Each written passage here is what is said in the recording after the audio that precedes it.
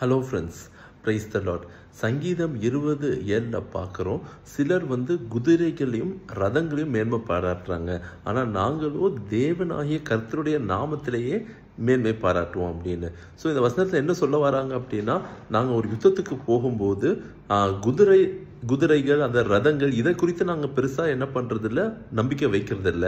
நாங்கள் எதை நம்பி போகிறோன்னா கர்த்தருடைய நாமத்தை நம்பி போகிறோம் அப்படின்னு.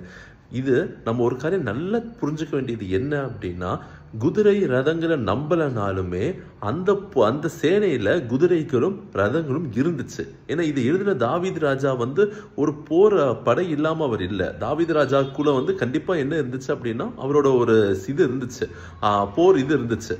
அவருக்கு குதிரை இருந்துச்சு, ரதம் இருந்துச்சு. அவர் அதுக்குன்னு தனியா ஆட்கள் வைத்திருந்தாரு. எல்லாமே தாவீது ராஜாட்ட இருந்துச்சு. அப்படி இருக்கும்போது தாவீது ராஜா என்ன சொல்ல வர்றாரு அப்படின்னா, குதிரை ரதங்கள் அவர் நம்பல அப்படின்னா அது அவர் வைக்கலன்னு அர்த்தம் இல்லை. அது எல்லாம் இருந்துச்சு, குதிரை ரதங்கள் எல்லாம் ஆயத்தமா இருந்துச்சு.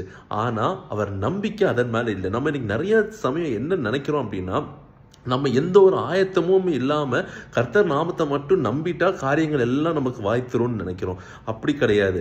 நம்ம சைட்ல நம்ம ஒரு காரியங்கள் கர்த்தர் செய்யணும்னு எதிர்பார்க்கிறார். நீதிமொழிகள் 21:31 பார்க்கிறோம், குதிரை யுத்த நாளுக்கு ஆயத்தமாகும், ஜெயம் கர்த்தரினால் வரும். அப்படி இருக்கும்போது ஜெயம் தான் கர்த்தர் கொடுப்பாரு. ஆயத்தம் நாம் செய்ய வேண்டும். நமக்கு நம்ம என்ன செய்யறோம் அப்படின்னா, நம்ம செய்ய வேண்டிய ஆயத்தங்களை இன்னைக்கு நம்ம செய்யறது கிடையாது. எந்த ஒரு காரியமா இருந்தாலும் நம்ம செய்ய வேண்டிய பகுதியை நாம் செய்தா தான் அதற்கான பலன் கர்த்தர் கொடுப்பாரு. இப்போ நம்ம எவ்வளவு விதைக்கிறோமோ அவ்வளவு என்ன பண்றோம், அறுக்கிறோம். அதுதான் நம்ம கலாத்தியர் 6:7 பார்க்கிறோம். எதை விதைக்கிறோமோ அதை அறுக்கிறோம். நம்ம ஒரு 10 விதை விதைச்சோம்னா அந்த 10 விதைக்கான அறுவடை தான் வரும். நம்ம 10 விதையை விதைச்சிட்டு நம்ம எனக்கு வரப்போகிற பலன் 100,000 வேணும்னு நினைச்சோம் அப்படின்னா கண்டிப்பா கிடைக்காது. நம்ம எதை விதைக்கிறோம், நம்ம எந்த அளவுக்கு எஃபோர்ட் போடுறோமோ. நீங்க நினைக்கலாம், அதனாலதான் நம்ம இப்போ ஒரு ரேங்கிங் சிஸ்டம்னு ஒன்று இருக்குது. ரேங்கிங் சிஸ்டம்ல நம்ம பிரயாசம் போட்டு நம்ம படிச்சாதான் என்ன ஆகும்னா, கர்த்தர் அதற்கு பலன் ஆசீர்வதித்து என்ன பண்ணுவார், நமக்கு தேவையான ரேங்க் நமக்கு அந்த டாப் ரேங்க் கர்த்தர் கொடுப்பாரு. நம்ம விதையே போடல, நம்ம எஃபோர்ட்டே போடல அப்படின்னா கர்த்தரால் என்ன பண்ண முடியாது, அதை ஆசீர்வதிச்சு கொண்டு வர முடியாது. ஸோ நம்ம என்ன பண்ணணும், நம்ம என்ன நினைக்கிறோம், குதிரை ரதம் எதுவுமே வேண்டாம், ஸ்ட்ரெயிட்டாவே கர்த்தர் ஜெயத்தை கொடுத்துவாருன்னா அப்படி கிடையாது.